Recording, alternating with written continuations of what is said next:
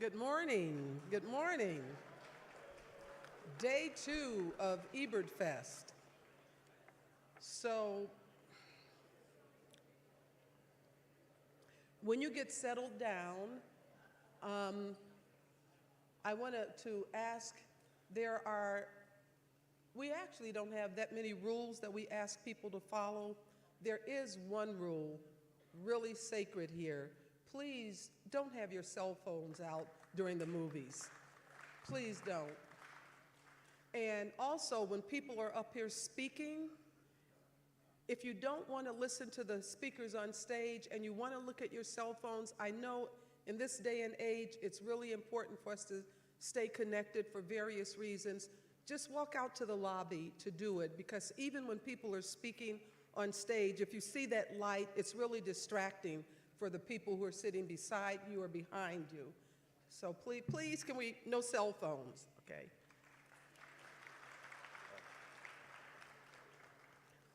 He's looking at his right now.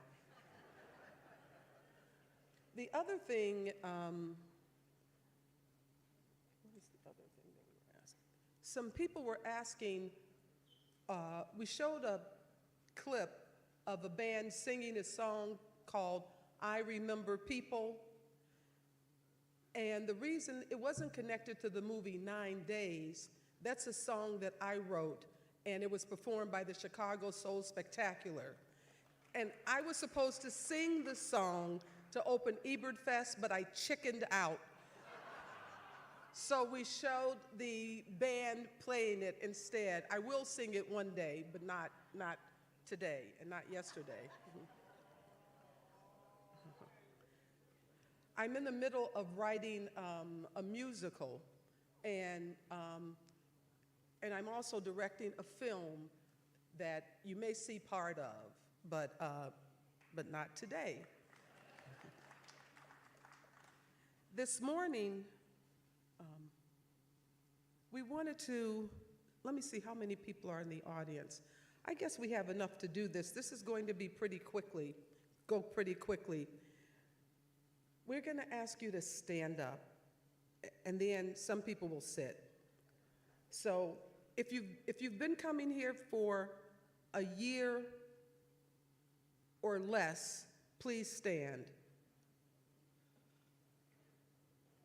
Okay.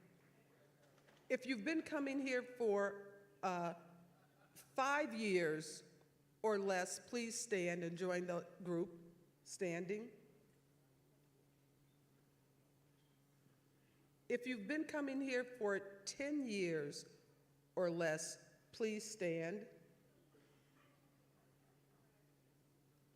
If you've been coming here for 15 years or less, please stand. Okay. If you've been coming here for 20 years or less, please sit. And those people who have been coming here for 20 years or more, please stand.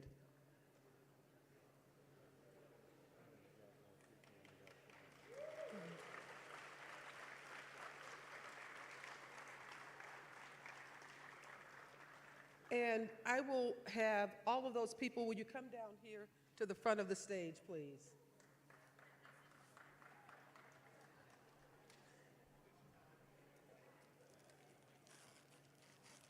We actually want to give you some thumbs, but Warren Wood, the guy who had the thumbs, also wanted to give away a prize to the person who's been coming to Ebertfest the longest. We have one, oh wait, all of you people have been coming 20 years? Oh no, we're gonna owe you, we need more thumbs. We have more, we'll bring them later, but you're gonna give someone your names. Can you take a picture of these people? I did not think this through well enough.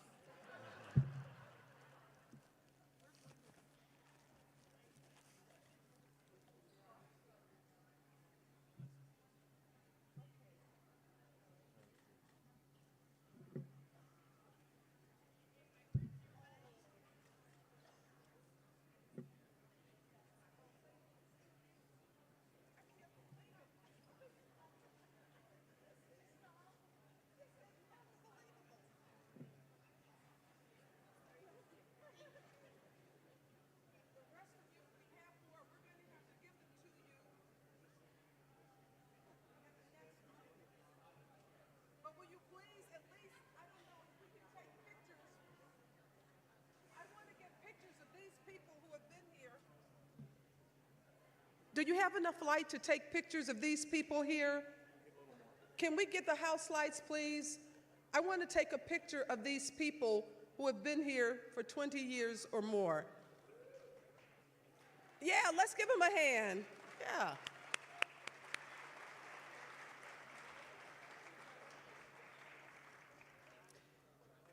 Is there anyone in this group right here who's been here since day one? Right there. First, okay. Warren Ward actually won a prize, but he said, please give it to someone else because he already has it. And I think you may already have it too.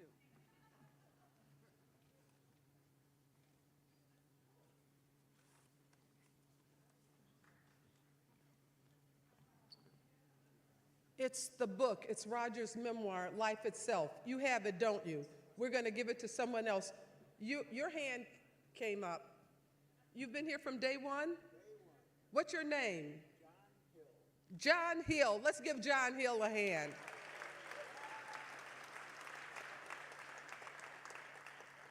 Chris, we have the memoir. Will you bring up the memoir to the front for John Hill? Do you have a copy of Roger's memoir, Life Itself? John Hill, you have one? A book, Roger's memoir, Life Itself. Oh, okay. I'm going to show it to you. Chris, will you show it to John? Right here, show it to John. Do you have that, John? Okay, John, who's been here all of the 25 years, Life Itself, Roger's memoir. And the rest of you, we do have more thumbs. We'll give them to you later. I'm so sorry. I thought it would be only a handful of people. You are so loyal. Thank you.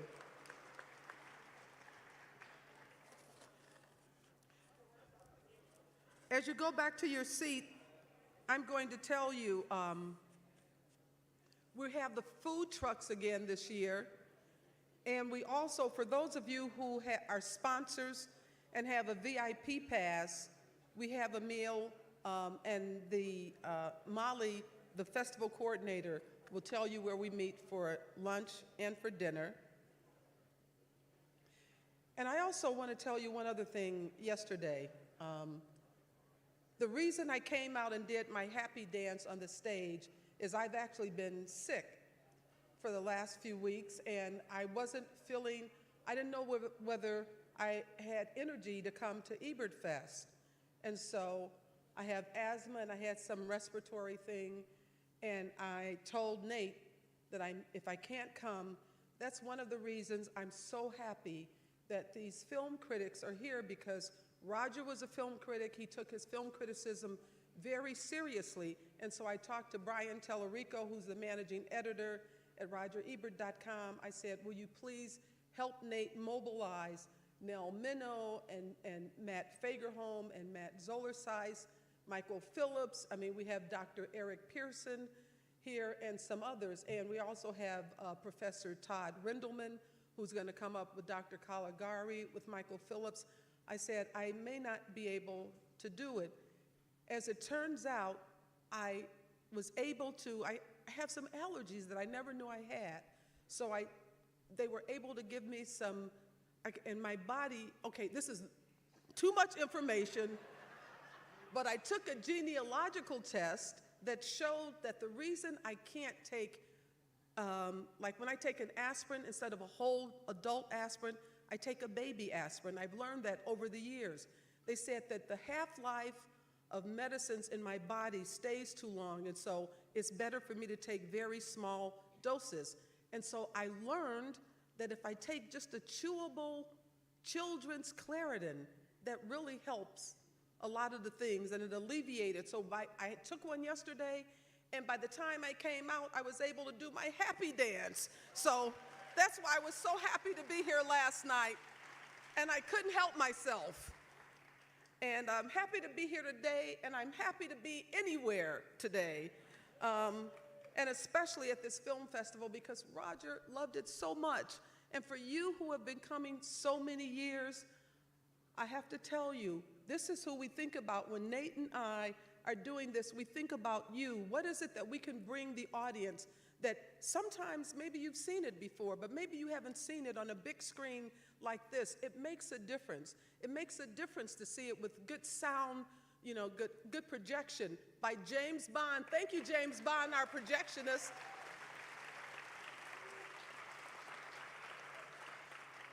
And his assistant, Joaquin de la Puentes. Thank you. And it makes a difference to see it with people who love movies. Last night, after 9 days, Jason Michael Berman, the producer, and Edson Oda, who I think is staying with us because he loves to see movies, said that the audience asked really intelligent questions. And I don't know the person who was talking about how amazing the movies were. We should have had her introduce it because you did an amazing job. This morning, before I go any further, I want to turn the microphone over to Nate Cohen, who has been the director from day one. Nate.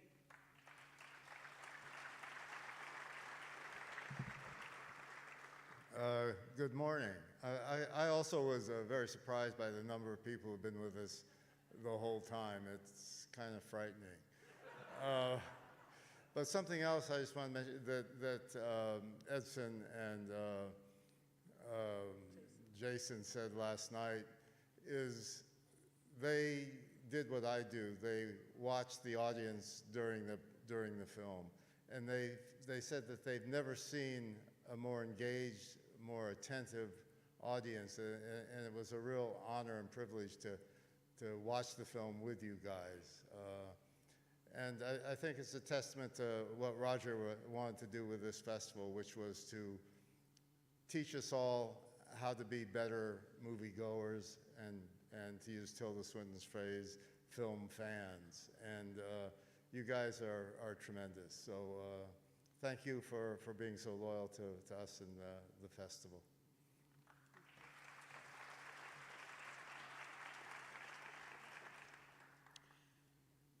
So I told you about a moment that I was thinking about being in the crib and looking at my sister.